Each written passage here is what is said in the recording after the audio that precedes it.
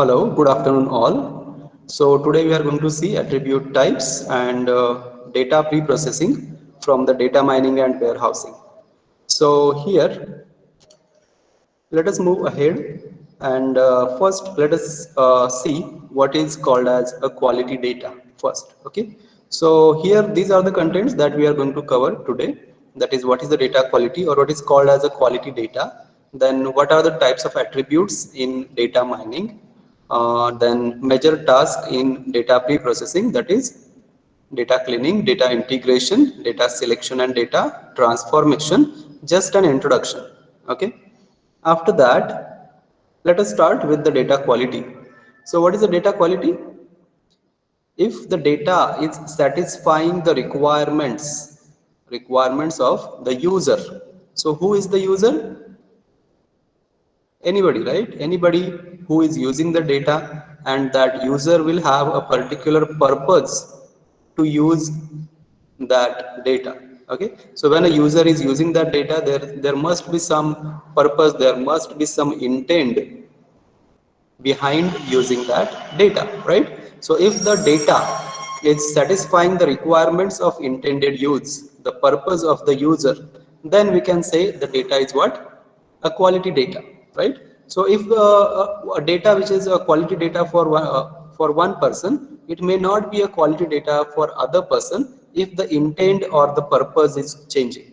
If the intent or the purpose is changing. For example, somebody want to analyze the market basket, okay, and we have the data related to customers purchase history from a big bazaar or from some retail store. Okay, so that is a quality data. Yes, it is a quality data because we want to analyze on the market basket, right? So which products customers are buying these days, what are the frequent products they are buying.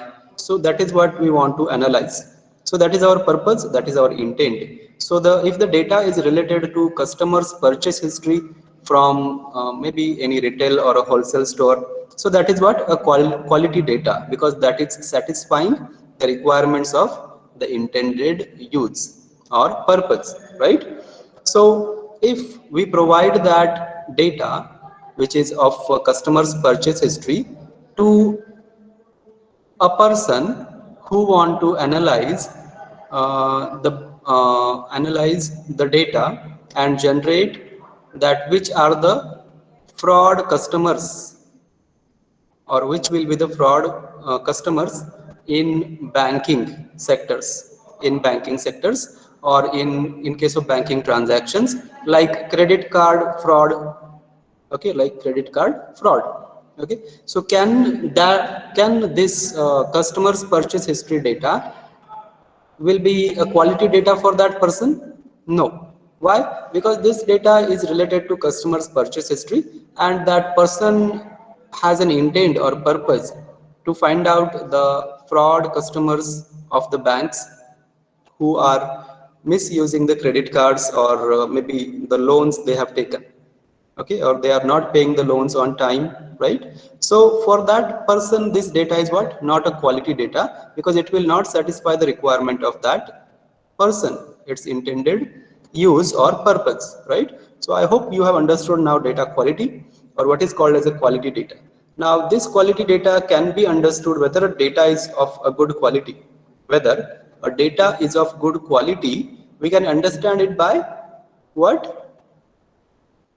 We can understand it by checking some factors. So the data quality depends upon some factors. So if the data will satisfy these factors, then we can say a data is of good quality. Is a factor. Data should be complete. Then data should be accurate. Accuracy is a factor. Consistency is a factor. So data should be consistent. Then timeliness is also a factor. Believability is a factor, and interpretability is a factor. Okay, so you might have seen this accuracy, consistency in case of database management system also. Okay, so let us see what is called as a complete data. So to understand what is a complete data, we must understand what is an incomplete data. So if the data is lacking some attribute values, okay, suppose we have collected the data of the account holders of the bank, Now in that account holders data, we have some columns, right? So one row indicate one account holder or one we can say a customer of the bank, right? So one row for one customer, second row for second. So number of rows equal to number of account holders, right? And there are columns. So columns will indicate what? Maybe the account holder's name, account holder's maybe account number, then the date on which the account is opened, the age of the account holder, email ID, mobile number, Aadhaar card number, etc. Okay, maybe the amount of that money in the account currently. Okay, maybe. Okay, so these are the columns, right?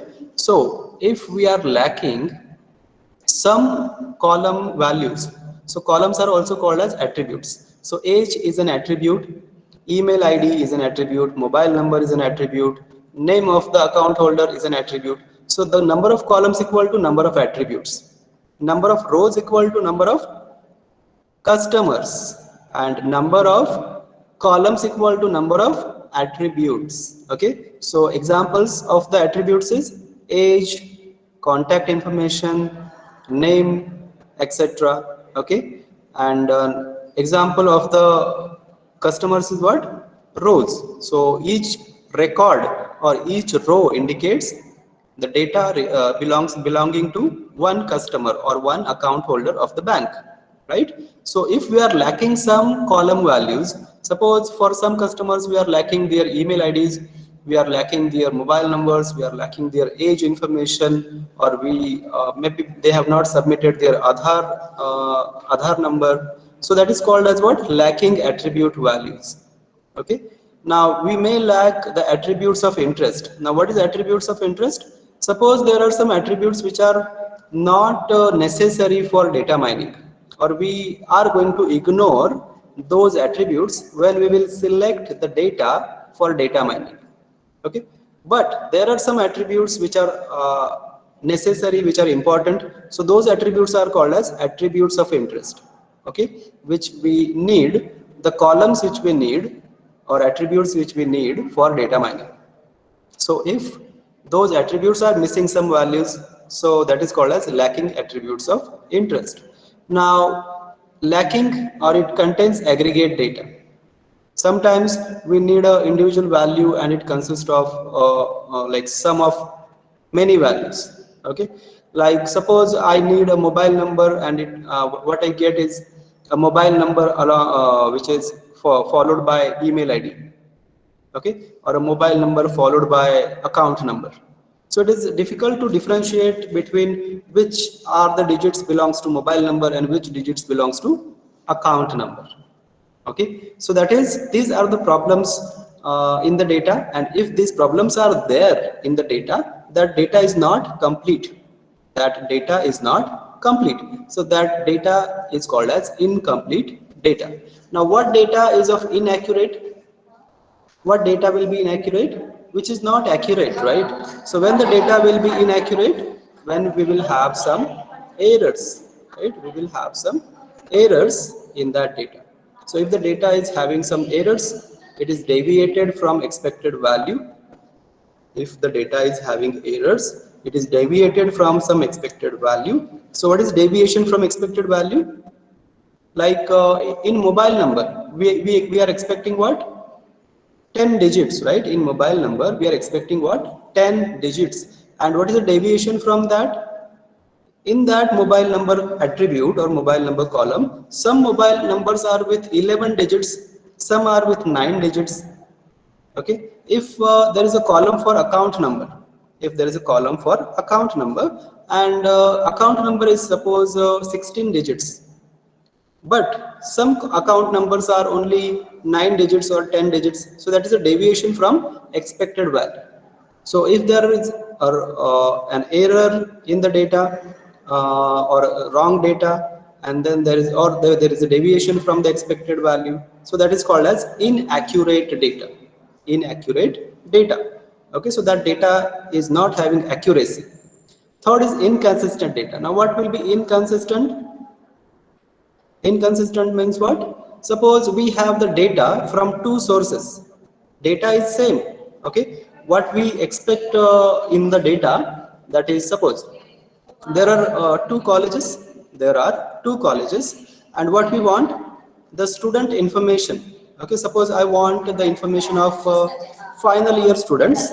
Okay, and suppose one college belongs to one university, and another second college belongs to another university, and one university uses percentage pattern in the result. When they declare their result, they uses percentages. Okay, they declare their result as percentages, and another college declares their result in the form of grades. In the form of grades. Okay, so what happens, even when I collect this data from two different colleges, in which there is a result of students, in one file it is in percentages, and in one file it is in grades. Okay, so when I integrate this data, integration, okay, when I merge this data together, so what I expect, the columns will remain same. Okay, I just insert my first data file, and then the second file will be merged below it, right? So columns will remain the same, just I will merge them together, right? Merge the data together. So if the file 1 consists of 100 records and file 2 consists of 100 records, so initially I will take 100 records of college 1, and then remaining college, that is 100 records after this. So columns remains the same, but what happens in the result column, what I will see, for 100 students their values of the result is percentages, and for remaining 100 students it is in grades, like A, B, C, or A plus, B plus, etc. So that is discrepancies in codes or categories, and that is called as inconsistent data. Okay, so after this, let us see what are the reasons. What are the reasons behind incomplete data? Okay, so if the attributes of interest are not available, then the data is incomplete. If the data is not considered important during data entry, so what happens, data becomes incomplete, right? So somebody asked me, like, if I visit my bank and they asked me to fill the form related to my contact information, and while filling the form I did not entered some fields, right? Like I entered a mobile number, but I did not enter email ID. I entered the Aadhaar number, but I did not enter my PAN number. So in that case, what happens? The data collected remains incomplete. Okay. Sometimes the equipment malfunction, or sometimes the data is deleted by mistake. So those are also the. So these are the reasons for incomplete data. After this, what are the reasons for inaccurate data? What are the reasons of inaccurate data? Okay, so the faulty data collection instruments. Sometimes the data collection instruments are faulty. Sometimes the person who is collecting the data and doing the data entry will make the errors, sometimes some people purposefully submit the incorrect data. Purposefully they will submit the incorrect data. So that is the reason for inaccurate data. After this, there are some reasons behind inconsistent data. There are some reasons behind inconsistent data. So what are the reasons? Confusion of possible values to be entered. Okay, I want to enter some values, and there is a confusion that what value I should enter. Suppose you want to fill, that may be an entrance exam, you want to appear for that exam, and they have asked your personal and educational information, and there is a field for entering the marks of final year or third year. Okay, so they ask you to enter the result of third year or final year. So what result you will enter? If they are not mentioned that you should enter marks or you should enter grades or percentages, so there is a confusion of possible value to be entered. In that case, some people will enter percentages, some people may enter total marks, some people may enter SGPA or CGPA. So that will create what? Inconsistent data. Data will be of different type in the same attribute. Okay. For example, codes or categories. Okay, understood this? So inaccurate and inconsistent data. Now, there are three more factors behind data quality, and that is what? Timeliness, believability, and interpretability. So, what is timeliness?